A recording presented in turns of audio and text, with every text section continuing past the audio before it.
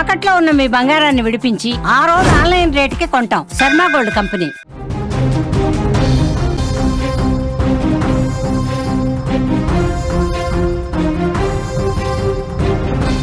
శివశంకర్ బైక్కి జరిగిన ప్రమాదమే కావేరీ బస్సు తగలబడడానికి కారణం. ఇంతవరకు ఒప్పుకుందాం. శివశంకర్ ఉన్నాడు, శివశంకర్ బైక్ ప్రమాదం జరగటం వల్ల కావేరీ బస్సు తగలబడిపోయింది, ఒప్పుకుందాం. కానీ కావేరీ బస్సు డ్రైవర్ తప్పు ఇందులో ఉందా లేదా? మొత్తం కథంతా శివశంకర్ పైన కర్నూలు పోలీసులు కేసు నమోదు చేసిన తర్వాత మొత్తం కథంతా శివశంకర్ వైపు మళ్ళింది. తప్పంతా శివశంకర్ దగ్గరకు చేరింది. శివశంకర్ రోడ్డు ప్రమాదానికి గురవడం, రోడ్డు ప్రమాదంలో శివశంకర్ చనిపోవడం, బైక్ రోడ్డు మీదే పడిపోవడం, ఆ బైక్ని ఎవరు తొలగించకపోవడం, తొలగించని ఆ బైకుని కావేరి ఏదైతే ఉందో వేమూరి కావేరి అనే బస్సు వచ్చేసి ఢీ కొట్టడం. ఆ బస్సును నడిపిస్తున్న డ్రైవర్ మిరియాల లక్ష్మయ్య కూడా ఇదే సమాధానం చెప్పడంతో పోలీసులు శివశంకర్ పైన కేసు నమోదు చేసి ఇప్పటికి ఆ కథని ఒక క్లైమాక్స్కి తీసుకొచ్చారు. కానీ కేసు నమోదు చేసిన తర్వాత పోలీసులు కొంత విచారణని కొత్త మలుపు తిప్పారు. తప్పు కేవలం శివశంకర్ రోడ్డు ప్రమాదమేనా, శివశంకర్ బైకు ప్రమాదానికి గురి కావడమే అసలు తప్పుకు కారణమా అనే కోణంలో పోలీసులు విచారణ జరిపితే సరికొత్త విషయాలు వెలుగులోకి వస్తున్నాయి. ఆ సరికొత్త విషయాలు ఏంటంటే, కావేరీ బస్సు ఈ శివశంకర్ కింద పడిపోయిన రోడ్డు మీద అడ్డంగా పడ్డ బైకును ఢీకొట్టే ముందు, అంటే శివశంకర్కి రోడ్డు ప్రమాదం జరిగిన 10 నిమిషాల తర్వాత కావేరీ బస్సు వచ్చి అతని బైక్ను ఢీకొట్టింది. ఈ 10 నిమిషాల గ్యాప్లో శివశంకర్ పడిపోయిన బైకుని 19 వాహనాలు క్రాస్ చేసి వెళ్ళిపోయాయి. గుర్తుపెట్టుకోండి, రోడ్డు ప్రమాదం జరిగిన తర్వాత 10 నిమిషాలకు కావేరీ బస్సు వచ్చింది.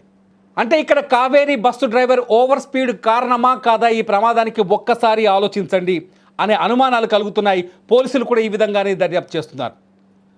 ఏదైతే శివశంకర్ బైక్ పడిపోయిన తర్వాత 10 నిమిషాలకి, అంటే 10 నిమిషాల గ్యాప్లో 19 వాహనాలు ఆ బైక్ని తప్పించి వెళ్ళిపోయాయి. ఆ తప్పించిన వాహనాల్లో అనంతపురం జిల్లా రాయదుర్గం ఆర్టీసీ డిపోకి చెందిన ఒక ఆర్టీసీ బస్సు కూడా ఉంది.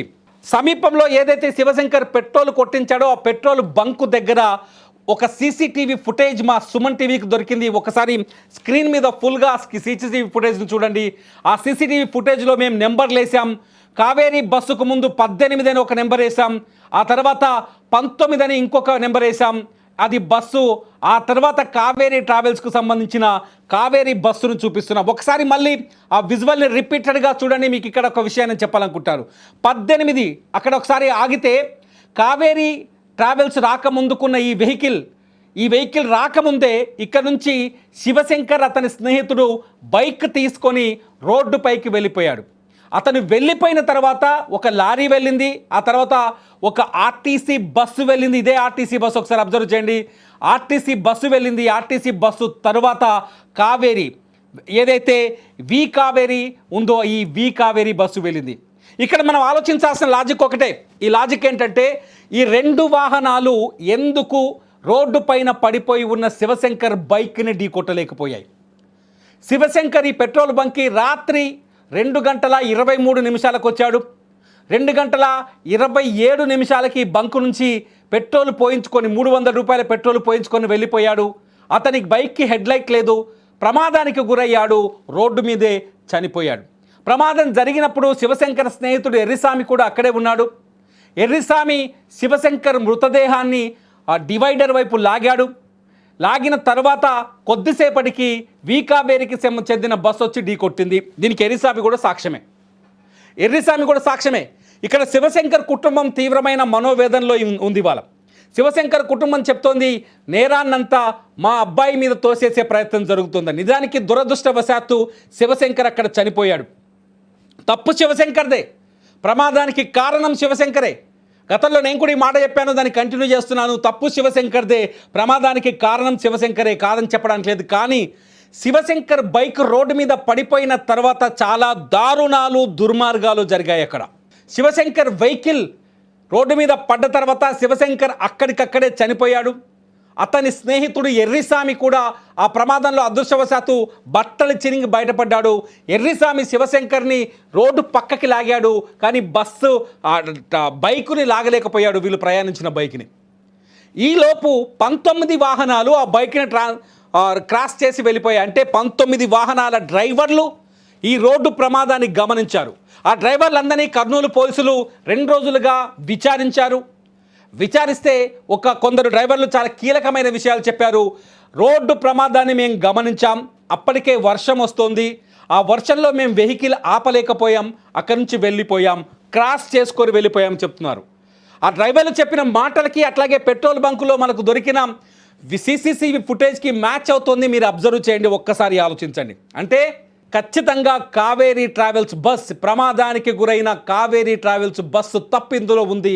ఆ డ్రైవర్ లక్ష్మయ్య తప్పు కూడా ఉంది.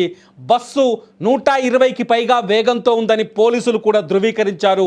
కళ్ళు మూసుకొని బస్సును వేగంగా తీసుకెళ్లి రోడ్డుకు అడ్డంగా పడిపోయిన బైక్ను ఢీకొట్టి ఈ బస్సుకి మంటలంటేలా చేశాడు ఈ లక్ష్మయ్యనని వాదించక తప్పని పరిస్థితి ఏర్పడుతుంది. ఇక్కడ తాజాగా పోలీసులు చేస్తున్న అనాలిసిస్ని బట్టి మనకు అర్థమవుతోంది. పోలీసులు ప్రశ్నించిన ఈ 19 వాహనాలు, అంటే 20వ వాహనం కావేరీ బస్సే. పోలీసులు ప్రశ్నించిన ఈ 19 వాహనాల్లో డ్రైవర్లు అందరూ చెప్తున్నారు, మేము ఆ బైకుని గమనించాం, శివశంకర్ మృతదేహాన్ని గమనించాం, అంతేకాదు అతని మృతదేహాన్ని సైడ్కు లాగుతున్న అతని స్నేహితుడు ఎర్రిస్వామిని కూడా గమనించామని చెప్తున్నారు. అంతేకాదు ఏదైతే ఆర్టీసీ బస్ అని చెప్పామో మనం, అనంతపురం జిల్లా రాయదుర్గానికి సంబంధించిన ఆర్టీసీ బస్సు కూడా ఈ కావేరీ బస్సు వెళ్ళే కొన్ని నిమిషాల ముందే అక్కడి నుంచి క్రాస్ అయింది. ఈ ఆర్టీసీ బస్సు డ్రైవర్ కూడా చాలా స్పష్టంగా పోలీసులకు ఒక సమాచారం ఇచ్చినట్టుగా బయటకు వస్తోంది. ఈ ప్రమాదాన్ని తాను గమనించానని, బస్సుని సైడ్కి ఆపలేకపోయానని, వర్షం వస్తున్నందున బస్సుని రోడ్డుపైనే ఆపితే వెనక నుంచి వచ్చే వాహనాలు ఢీ కొట్టే అవకాశం ఉంటుంది, కాబట్టి అటు నుంచి నేను పాస్ అయ్యి వెళ్ళిపోయానని ఆ డ్రైవర్ పోలీసులకు వాంగ్మూలం ఇచ్చినట్టుగా కూడా తెలుస్తుంది. అంటే ఇక్కడ సింపుల్గా ఒకటి అర్థమవుతుంది ఏంటంటే, కావేరీ ట్రావెల్స్ బస్సు డ్రైవర్ ఈ ప్రమాద సంఘటనని గుర్తించకపోవడానికి ప్రధాన కారణం బస్సు అత్యంత వేగంగా ఉండటం. పోలీసులు చెబుతున్నారు, బస్సు బైక్ను ఢీకొట్టిన సమయంలో దాని వేగం 120 కిలోమీటర్లు గంటకు ఉందని కనిపిస్తోందని చెప్తున్నారు. అంటే అతి వేగంతో కళ్ళు మూసుకొని బ్లైండ్గా ఈ బస్సును నడిపించడం వల్ల ఈ ప్రమాదం జరిగిందని చెప్పడానికి రెండో కారణం కూడా దొరికింది. మొదటి కారణం శివశంకర్ రోడ్డు ప్రమాదానికి గుర్రబట్టం, అది అతని దురదృష్టం. మద్యం సేవించాడా లేదా? నిజానికి మన హైదరాబాద్ సిటీ కమిషనర్ సజ్జనార్ ఒక విలువైన మాట చెప్పాడు, మద్యం సేవించే వాళ్ళంతా టెర్రరిస్టులతో సమానమని. కరెక్ట్, అది మద్యం సేవించి వాహనాలు నడిపే వాళ్ళు టెర్రరిస్టులతో సమానం. ఇక్కడ శివశంకర్ కావచ్చు, ఎర్రిస్వామి కావచ్చు, నిజంగా వాళ్ళు చేసిన తప్పిదం ఇవాళ ఊహించని ప్రమాదానికి కారణమైంది. 19 మంది ప్రాణాలని బలి తీసుకుంది. పోనీ అక్కడ శివశంకర్ చనిపోయాడు, తను తాగినందుకు అతనికే శిక్ష పడింది, ప్రాణాలు కోల్పోయాడు, శివశంకర్ చనిపోయాడు. ఒకవేళ తాగాడని ప్రూవ్ అయితే మరి ఆ ప్రమాదాన్ని గమనిస్తూ వెళ్లాల్సిన బాధ్యత ఒక డ్రైవర్కు ఉంది కదా. 46 మంది ప్రయాణికుల్ని తన బస్సులో ఎక్కించుకొని బెంగళూరు అనే గమ్యంలో వదిలేస్తానని డబ్బులు తీసుకొని మాట తీసుకొని నడిపిస్తున్న కావేరీ కంపెనీకి సంబంధించిన ఆ ట్రావెల్స్ యాజమాన్యానికి అట్లాగే డ్రైవర్కు ఉందా లేదా? ఈ ప్రశ్నలు ఇప్పుడు తలెత్తుతున్నాయి. ఇక్కడ ఓవర్ స్పీడ్ కూడా ఈ ప్రమాదానికి కారణమనే విషయాన్ని రుజువు చేస్తున్నాయి. శివశంకర్ మరణం ఒక కారణమైతే, ప్రమాదం ఒక కారణమైతే, Kaveri travels driver over speed కూడా ఒక కారణం. ఈ డ్రైవర్ చుట్టూ అనేక ఆరోపణలు, ఈ ఆరోపణలపైన పోలీసులు కేసులు నమోదు చేశారు, విచారణ జరుపుతున్నారు. కానీ ఈ 2 పాయింట్లని ఖచ్చితంగా పోలీసులు ఇక్కడ పరిగణలోకి తీసుకోవాలని ప్రజలు కూడా కోరుతున్నారు. ఎందుకంటే ఈ ప్రమాదాన్ని ఎవ్వరూ జీర్ణించుకోలేని పరిస్థితి. వాళ్ళ శవాలను చూస్తుంటే, చనిపోయిన వాళ్ళ శవాలను చూస్తుంటే ఇటువంటి మరణం ఎవ్వరికీ రాకూడదనిపిస్తుంది. ఇటువంటి చావు ఎవరికి వచ్చినా నిజంగా ఆ చావుని అసలు భరించలేని మరణం. సంగారెడ్డికి చెందిన తల్లి కూతురు కాలి ఫ్రిష్ ఫ్రై చేసినట్టుగా మారిపోయింది ఒక్కొక్క శరీరం. 19 మంది శరీరాల్ని గుర్తించడానికి 2 రోజులు పట్టింది. వాళ్ళ DNA టెస్టులు చేసిన తర్వాత కానీ వాళ్ళ మృతదేహాల్ని అంత్యక్రియలకు అప్పజెప్పలేని పరిస్థితి ఏర్పడింది. ఇంత పెద్ద ప్రమాదాన్ని ఎందుకు లైట్ తీసుకోవాలి?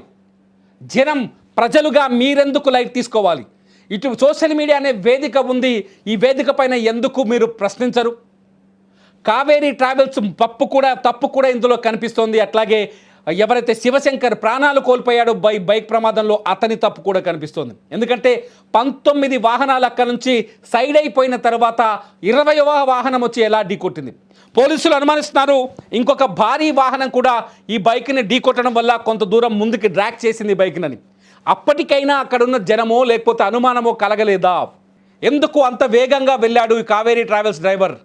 ఇప్పుడు తప్పించుకోవడానికి నాకు బైక్ కనిపించలేదు, దాని నలుపు రంగు కాబట్టి రాత్రిని ఐడెంటిఫై చేయలేకపోయానని చెప్తున్నారు కావేరీ ట్రావెల్స్ డ్రైవర్. కానీ అతని బస్సుకు క్లియర్ విజన్ ఉంది, లైట్లు ఉన్నాయి. దాదాపు 200 మీటర్లు 300 మీటర్లకు పైగానే ఆ లైట్ల ద్వారా ఆ రోడ్డును గుర్తించే అవకాశం ఉంది. అటువంటప్పుడు మిగతా 19 వాహనాలు గుర్తించగలిగినప్పుడు ఇతనెందుకు గుర్తించలేదు? మిగతా 19 వాహనాలు ఆ బైక్ని క్రాస్ చేయగలిగినప్పుడు ఇతనెందుకు క్రాస్ చేయలేదు? దీంతో పాటు పోలీసులు ఒక హృదయ విదారకమైన ఇంకొక కోణాన్ని కూడా వెలుగులోకి తీసుకొచ్చారు. చాలామంది వాహనదారులు పోలీసుల విచారణలో చెప్పిన మాట ఏంటో తెలుసా? ఈ రోడ్డు ప్రమాదాన్ని గురించి అక్కడ నిలబడి వారికి సహాయం చేసిన, ఈ రోడ్డు ప్రమాదంలో వాళ్ళకి హెల్ప్ చేసిన, ఆ బైక్ను ఆ శవాన్ని అక్కడి నుంచి తరలించిన, రేపు పోలీసుల ద్వారా ప్రశ్నలు ఎదుర్కోవాల్సి వస్తుందని భయపడి కొందరు వెళ్ళిపోయారంట. దయచేసి మీ అందరికీ అవగాహన కోసం నేను ఒక విషయాన్ని చెప్పాలనుకుంటున్నాను ఇక్కడ. దయచేసి రోడ్డు ప్రమాదం జరిగినప్పుడు వాళ్ళ ప్రాణాల్ని తొలుత కాపాడండి. రోడ్డు ప్రమాదం జరిగినప్పుడు ఆ ప్రమాదం ద్వారా మరొక ప్రమాదం సంభవించకుండా ఉండేందుకు కావాల్సిన చర్యలు మనుషులుగా చేయండి. నాకెందుకు లేని వదిలేసి వెళ్ళిపోతే రేపు మీకో మీ కుటుంబ సభ్యులకో ఇటువంటి సంఘటనే జరిగితే ఆ రోజు కాపాడకపోతే ఆ బాధని ఎవరూ తీర్చలేరు. 19 వాహనదారుల్లో ఒక్కరు స్పందించి ఆ వెహికల్ని పక్కకు జరిపిన విచిత్రం ఏందో చూడండి. చనిపోయిన వాళ్ళు 19 మందే, ఆ ప్లేస్ని క్రాస్ చేసి వెళ్ళిపోయిన బస్సు వాహనాలు కూడా 19. ఈ 19 మందిలో ఒక్కరు స్పందించిన ఈ 19 మంది ప్రాణాలతో బయటపడేవాళ్ళు. ఈ 19 మందిలో ఒక్కరు ఆ వెహికల్ని బయటకు లాగేసిన మిగతా 19 మంది వాళ్ళ మనతో పాటు నవ్వుతూ సంతోషంగా కనిపిస్తూ ఉండేవాళ్ళు. వీళ్ళ మరణాన్ని అడ్డుకునేవాళ్ళు. వీళ్ళ మరణం నుంచి వాళ్ళని తప్పించి వాళ్ళ కుటుంబాలకి అందించేవాళ్ళు, వాళ్ళ కుటుంబాలకి దుఃఖం లేకుండా చేసేవాళ్ళు. రోడ్డు ప్రమాదం జరిగినప్పుడు మానవత్వంతో స్పందించండి. ఈ సంఘటన పైన రోడ్డు ప్రమాదం జరిగినప్పుడు పోలీసులకు సమాచారం ఇద్దరు అందించారు. ఒకరు సహాయం చేశారు బస్సు తగలపడ్డప్పుడు, ఇంకొకరు పోలీసులకు సమాచారం అందించారు. నిజంగా వాళ్ళిద్దరు దేవుళ్ళ క్షణంలో. అందించకుండా అక్కడి నుంచి పాస్ అయిపోయిన ఈ 19 మంది మనుషులు కూడా కారు నా దృష్టిలో. మీరేమంటారు? రోడ్డు ప్రమాదాలు జరిగినప్పుడు ఏం చేయాలి? ఇక్కడ 3 ప్రశ్నలు వేస్తున్నాను ఇక్కడ ప్రేక్షకులకి. ఒకటి, తప్పు పూర్తిస్థాయి శివశంకర్దే కావచ్చు, కానీ కావేరీ ట్రావెల్స్ డ్రైవర్ది తప్పా కాదా? 19 వాహనాలు తప్పించిన ఆ ప్రమాదాన్ని ఎందుకు గమనించలేకపోయారు? కావేరీ డ్రైవర్ ఓవర్ స్పీడ్ వల్ల కాదా? మీరు మీ అభిప్రాయం తెలియజేయండి. అట్లాగే రోడ్డు ప్రమాదం జరిగినప్పుడు స్పందించని 19 మందిని కూడా ఖచ్చితంగా మీరు కామెంట్స్ రూపంలో హెచ్చరించండి. కామెంట్స్ రూపంలో వాళ్ళకి సలహాలు సూచనలు ఇవ్వండి. అంతేకాదు, రోడ్డు ప్రమాదాలు జరిగినప్పుడు మనుషుల్లాగా మనం ఎలా స్పందించాలి అనే విషయం పైన మీరు ఈ వీడియో కింద స్పందించండి, చర్చించండి. చూస్తూనే ఉండండి అప్డేట్స్ కోసం సుమన్ టీవీ.